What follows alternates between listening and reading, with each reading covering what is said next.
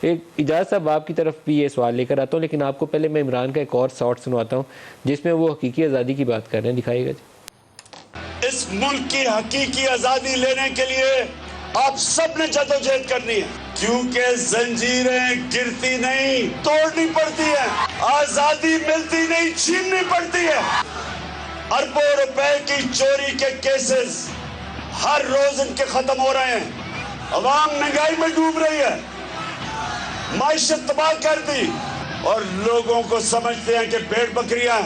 بزدل انسان کبھی لیڈر نہیں بن سکتا، وہ نواز شریف بن جاتا ہے۔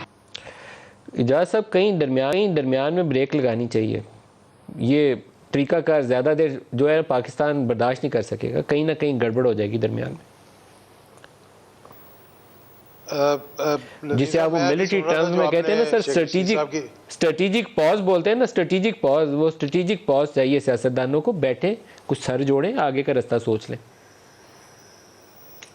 دیکھیں آپ کے پاس آج بہت ہی میں ان کی عزت کرتا ہوں زبیر صاحب، دا موسٹ سینسیبل پرسن، دو تین ہی ہیں جن کو میں نون لیگ میں سمجھتا ہوں جو کہ مطلب سوچ سمجھ کر بات کرتے ہیں۔ آپ نے جو شیخ رشید کی مجھے ابھی سنایا نا، اس کو 1988 سے اگر آپ شروع کر دیں، جہاں بھی شیخ رشید اپوزیشن میں ہوتے ہیں، ایک ہی یہی ان کا بیانیہ ہے کہ میں اٹھا لوں گا، میں پھینک دوں گا، میں جلا دوں گا، میں گھیراؤ کر دوں گا۔ ان کو سیریس نہ لیں آپ۔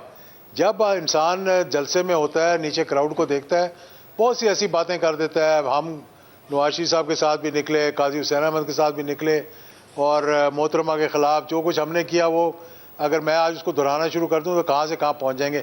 بات یہ ہے کہ اگر دو چار زبیر صاحب جیسے اور لوگ پی ایم ایل این سے اس بات پہ متفق ہو جائیں کہ الیکشنز 2 مہینے 3 مہینے پیچھے کر دیں اور بیٹھ کر گفتگو شروع کر دیں، چاہے اسمبلی کے اندر چاہے اسمبلی کے باہر، اور میں سمجھتا ہوں سارے اس ملک کے مسئلے حل ہو جائیں گے۔ جب باہر ایک پیغام جائے گا کہ اب اسٹیبلٹی آ رہی ہے، کنٹینیوٹی شاید آ جائے اس ملک میں۔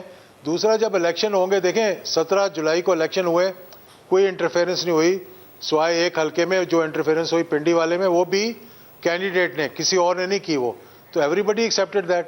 پی ایم ایل این نے بھی ایکسیپٹ کیا، تھوڑا سا انہوں نے جوڈیشری کے خلاف بات کی تھی لیکن اتنی زیادہ نہیں کی۔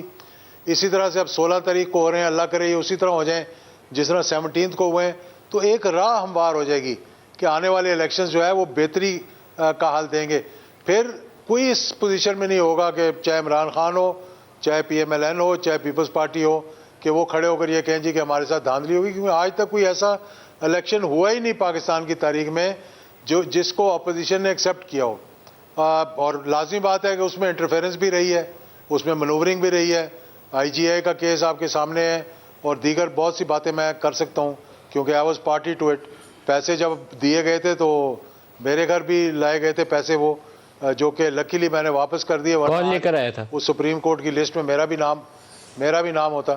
کون لے کر آیا تھا؟ وہ لے کر آئے تھے، جو وہ پیسے لے کر آئے تھے ہمارے دوست تھے، ابھی میں ان کا کیا نام لوں آپ کے آگے، اور میری والدہ اس وقت حیات تھی، میرے گھر پہ یہ ہم چودھری شجاعت صاحب کے گھر میں رہ رہے تھے، وہاں پر وہ لے کر آئے تھے، اور میں اماؤنٹ بھی بتا دیتا ہوں آپ کو، 5 لاکھ روپے تھے اس کے اندر۔